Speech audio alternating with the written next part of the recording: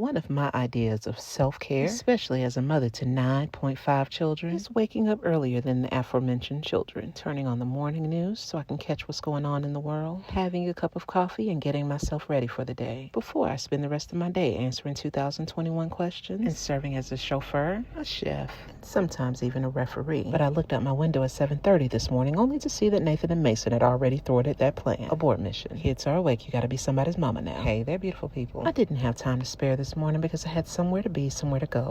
Things to do. Not a minute to spare. You want to know one thing I've learned after being a mother for all of these years? Is that by waking up earlier than the rest of the people in this family, I will always have time just for me. Now that is until days like today when my husband hears that the shower is on and he decides that he needs to interrupt my me time. Sir, please go find something to do. Speaking of finding something to do, why do people on the internet find the need to ask people they don't know personal questions about their family choices? For instance, child, one of the questions people constantly ask is if I personally carried all of these children and if they belong to my husband. Sometimes I want to answer and say no, I found some of them on Craigslist. That'll shut up. Anyway, child, Mr. Kate and I loaded up the car, headed to yet another doctor's appointment. Oh, and in case you didn't know, we celebrated 20 years of marriage just last week, and I can probably count on one hand the number of these appointments Mr. Kate has missed. I mean, we've been in this thing. Whoop, there it is. Tag team back again. Hello, somebody. Now, as many times as I've done this, it always brings me a little pause when the first thing they want to do at the doctor's office is ask me to leave a sample in this itty bitty cup. You've seen this belly. Do I look like I have that kind of aim with this big old belly? And child, I messed around and put on a one piece. Who in the world was supposed to unzip this one piece? Child, I was in there huffing and puffing like Steve Irwin wrestling with a crocodile. And then they put us in the room to see the doctor, where Mr. K could not understand why I'm going to hide my underclothes. But yeah, because I don't care that the doctor's going to be all up in my business. I will always hide my underwires and my bloomers. Understand? Oh yeah, and baby 10 is doing just fine. So obviously putting my clothes back on was a whole workout. Look at me rolling out of this car like a rotisserie chicken. Anyway, child, we were hungry, so we stopped by Arby's, one of our favorite places for lunch, where Mr. Cade and I both got a French dip, and I got curly fries, and Mr. Cade got cheese sticks, and we both got a strawberry lemonade. And child, this is why I close my eyes when y'all talk about who's keeping Arby's in business, because it very well could be me. Just saying. So after we ate, we brought home some ramen noodles for the kids. Now, you know I'm just playing. What we actually brought home was enough goodies to stock our salad bar for a week. I'll be back in a minute to show you that.